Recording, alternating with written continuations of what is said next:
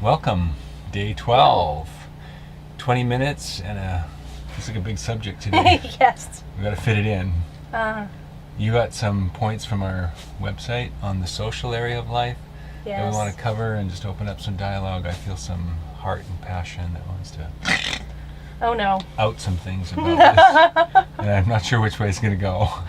Well, I think I want to say, to set it up, that I think one of the things that's missing in most therapy is that it's an individual one-on-one or a couple and a therapist. And so even in group therapy, it's questionable about how social it actually gets, or support groups. Well, support groups are a whole nother thing.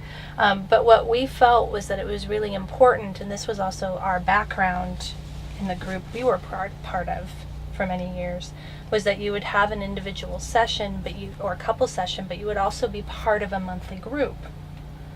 And in that group, there would be an opportunity to feel part of a community, to connect with other people who are also working with their parts, but also, most importantly, to feel how parts of you related to other people. Because it's this relationality ground that is so wounded inside of us.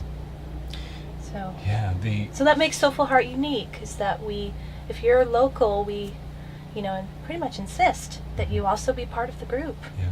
It's like group is such a dynamic, whether it's a part of a therapy group or a Soulful Heart group or your own family that you're presently a part of is a group. Or a couple is a group. A couple is a group. I like to say get two people together and you have a cult. A culture. Yeah. But it's transmutative, and false selves are formed in false self connection groups, Yes. and authentic selves are formed in a ground where it's consciously about emerging into your authentic self. That's right. You can support each other. And I learned a lot about myself being in group, but also feeling other people. My capacity to feel other people deepened greatly. Something somebody would be going through would trigger something in me, and then I could go there because they had accessed it. It was just such a critical aspect of my process for over 4 years that I so in my heart wanted Soulful Heart to have a group component. Yeah. Something about the human animal is a mimicker, is a copycat. And so much we learned, our way of being, we learned it from going, oh, that's how I should be. But we were templating after someone who is being in the world out of their mimicking of a long lineage of falseness, of not being with what was real in their emotional body, covering it over. And then we thought, whoa, that's pretty cool, that kind of works. And we mimicked it, which, so this is about a new mimicry. Yeah, and we look at social in pretty much 3 areas, which is family, friends, and mates. So even if you're not in a mateship, we still really feel into your past relationships and the patterns that went on there and how your parts feel about them. Your current friendships are a really illuminating piece of, and here, maybe I'll just read this. This is all on our website, by the way, on the About page. Our relationship with others, especially our birth family, provides an illuminating picture of our inner health and offers a powerful growth opportunity to feel our wounded reactions, our triggers, and our deepest desires. It's pretty much what we just said. To leave this area of our life out of our healing practice, to me, you're not really healing. No, because To not go here. life is the big facilitator. Soulful Heart isn't. Soulful Heart is a take on life. Right. But life itself is The the way big of facilitator. life. So some people that are withdrawn from relationships unhealthily need to go back into them in order to get some grist of what's true for them in their emotional body. I want to set up the family one because I feel like we should go there first. Yeah, that's the big one, isn't it? Yeah. Advocating for conditional love based on our emotional needs and values resonance while setting healthy boundaries with family, friends, and mates allows for deeper intimacy, authentic connection, and non-codependent relationships. You may feel to take space from contact with your birth family, especially during a phase of your process, in order to feel your parts more deeply. Wow. So many times the family structure is this huge the unspoken rules that you're accepted and loved, you're loved unconditionally, and you'd be greatly missed, providing you don't offend what we've all subconsciously agreed upon. But when you find that a part of you has patterned and suppressed and shrunk and figured out a way of being that lacks authenticity, what you're really feeling, what you're really wanting, and that's who you have to be to remain in that flatness. And it used to be exciting and fulfilling, but that factor's starting to wind down. Feel into just the slightest bringing of yourself. No, I don't really like doing that activity. I prefer da-da-da. Bring that into that. I don't think family. I resonate with the church anymore. Yeah. There's a big one. Yeah. Or I'm unhappy in my marriage. And I'm not willing to just leave that be an unspoken flatness that is in my bond, and then I bring it into my family gathering, and they all have to nurse that deadness in me. Bring that realness into your family circle and see if there's an ounce of them willing to come with you into your new emerging reality. If they're not, the handwriting is really strong on the wall that your life is moving you to being done with your birth family. I kind of see it as people who've always felt like black sheeps of their family. It's kind of two ways. It's like the black sheep of the family already has probably, if you identify with that when I say that, you've probably already set this kind of space and boundary with family, and you may even need to go back in and inhabit that relationship more, bringing more of who you are and seeing what happens. Right. Or it's the other way, which is your false self has built a huge identity around your family. So what we're saying is, we're asking you to be conscious about your relationship with your family, bringing that consciousness with our support through this process to all of the relationships within the family and see what happens. Now, this is a heavy process and it takes time. We're not talking about doing this day one. It may be, a year and a half to 2 years before you can do this. But what I can tell you is that this crucible, and we'll get to mate relationships, that's the other big one. There's more growth in this crucible, in my experience, the last 10 years than any other. How we relate to our birth parents, especially, what our current relationship is with them, whether we're in no or we're in yes, is a huge determiner of our emotional health. I cannot stress this enough. So people who find this very controversial aren't ready to go here yet. But if you find it controversial, please feel that as a part of you that hasn't known anything else. Right. And what we offer in this group setting is we start offering a different kind of family in which you can be authentic. And honor the part of you that has the oh my God, I feel completely resistant. And yet there's a you there that realizes that the false god of family is just that, a false god. That if you're not willing to go into that territory, you're leaving huge acreages of your authentic self and your emotional growth and spiritual growth off the table.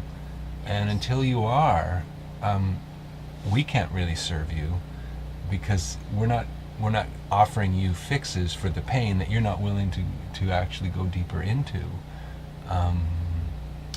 But I really want to state that the family, as we know it and hold it, is as mainstream. It's our culture. And so many spiritual things. That family is forever, is a false god.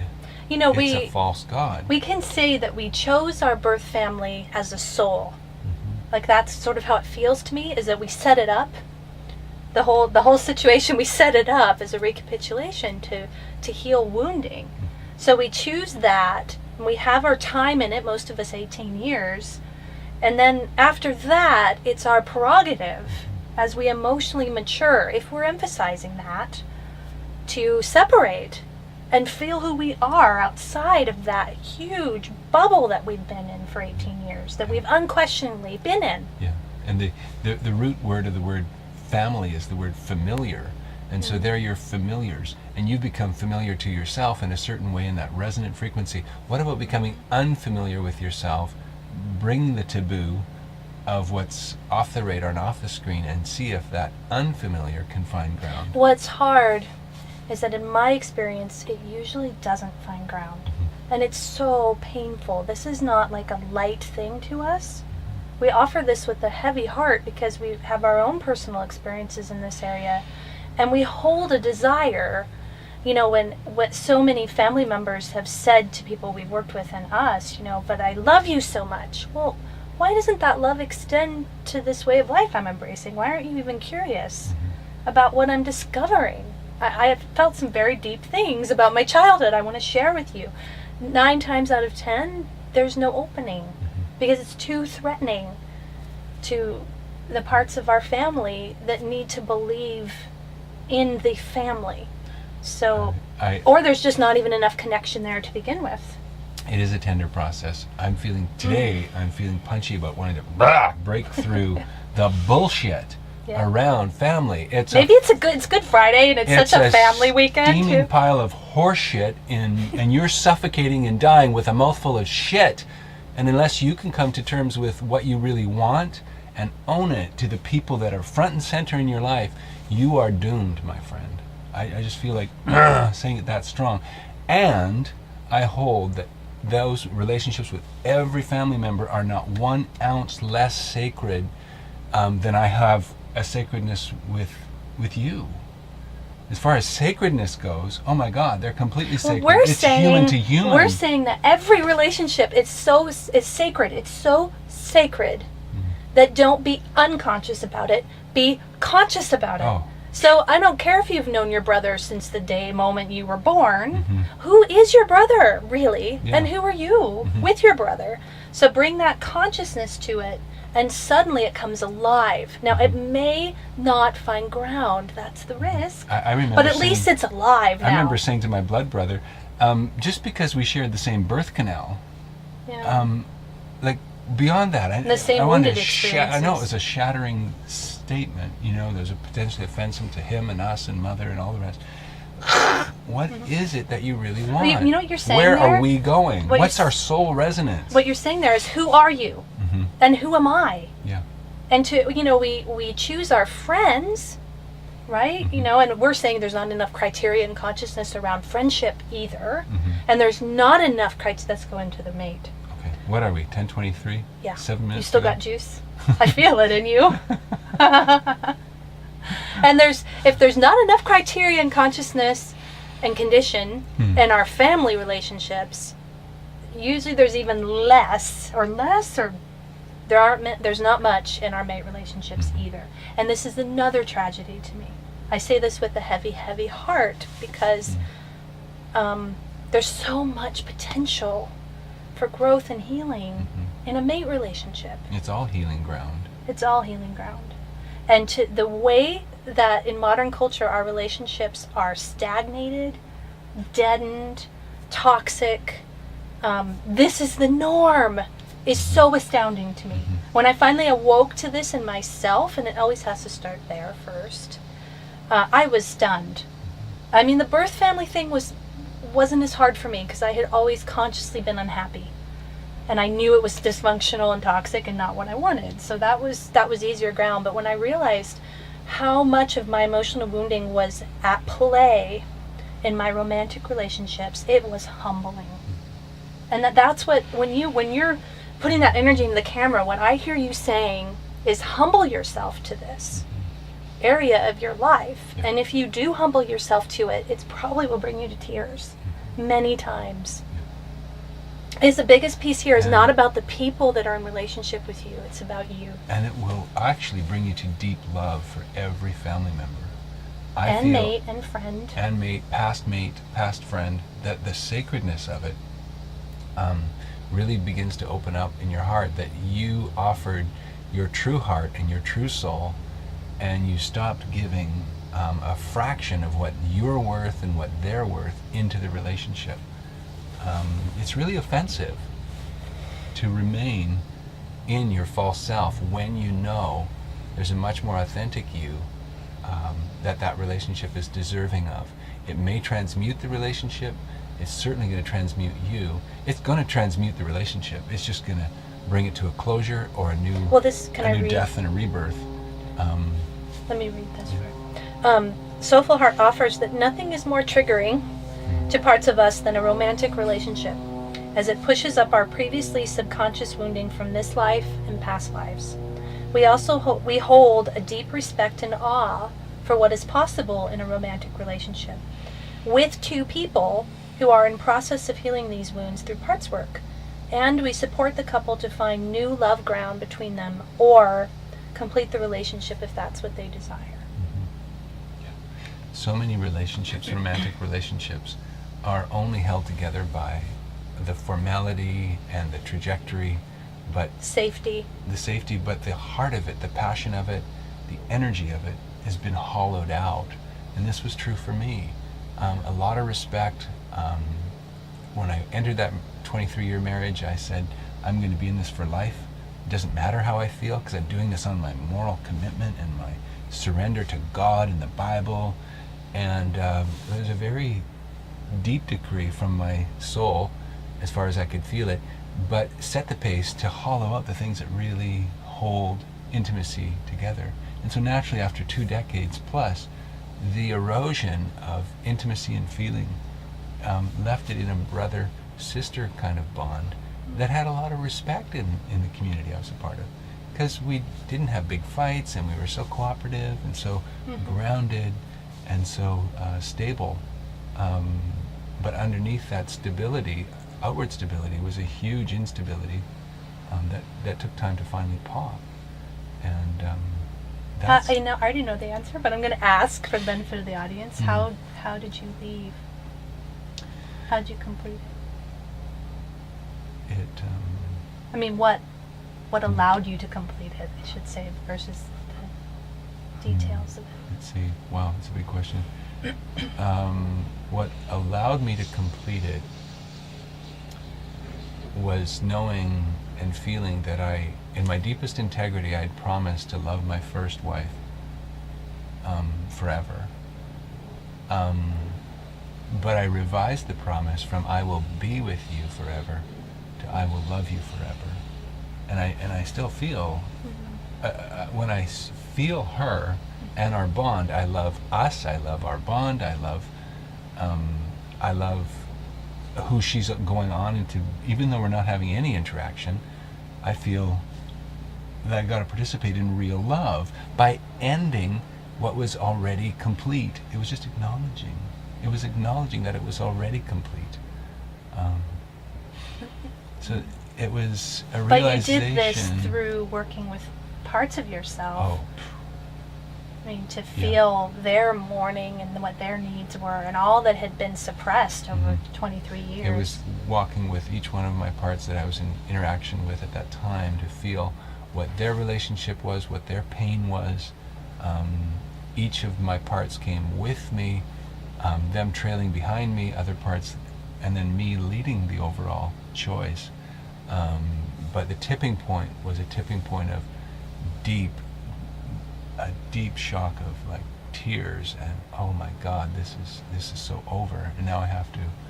It became over here, and then to walk it out in real life was to bring it to my wife. So much courage. That same day, to pick up the phone and tell family members, everybody, and then within a day or two to move out of the house. And oh my God, this is just one chain of events after another. Boom, boom, boom. Telling my 2 daughters. And it was a deep, deep shock to everyone in my world because of the degree that I wasn't bringing my real self into the bond. Less and less and less of me in the bond makes for this huge contrast and shocker to everybody that related to my false self. And you set it up that way. I set it up that way, yeah, to have that big of a soul lesson this life. There's so much more we could say in this area. This is definitely one we'll come back to. Of course, we're very passionate about sacred romance because that's what we experience every day, and to try to explain the difference between a stuck relationship and a growth relationship. It's difficult. I think you can feel our energy together, how different it is than what I experience that most couples have. But you couldn't be sitting here if you hadn't.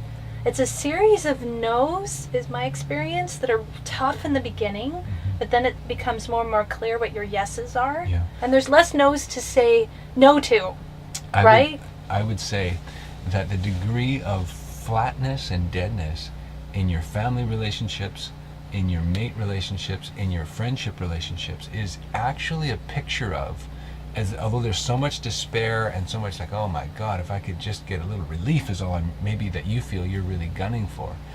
I want to offer to you the picture that that level of despair and deadness is actually a mirror of what's potential in your heart and soul field by choosing your authentic self.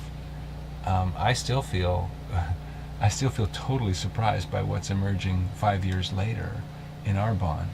I'm surprised by emerging in you and in me. In me. Is who am I? What am I becoming? And I know I haven't even embraced a small portion of it yet. I think I'm signed up for about another 40 years at 52, and this life has a whole ranges of my being to go and have it. That looks so unapparent 10 years ago in my life. And I just want to offer that to you, that the low-level frequency that you're surviving on is not got any it's only an antithetical picture to your opposite potential. It's really true. Thank you for joining us. Wow. Tomorrow is the physical. Okay. We're done? Yeah, we need to be done. Okay. We'll do more on this topic, obviously. I think everything we do is kind of around this topic. And it's just sort of touching. These are just intros. Yeah. Okay. We'll keep them hungry. And if you want more, contact us. We'll keep them hungry. Exactly. I love you. I love you too. Bye. Bye.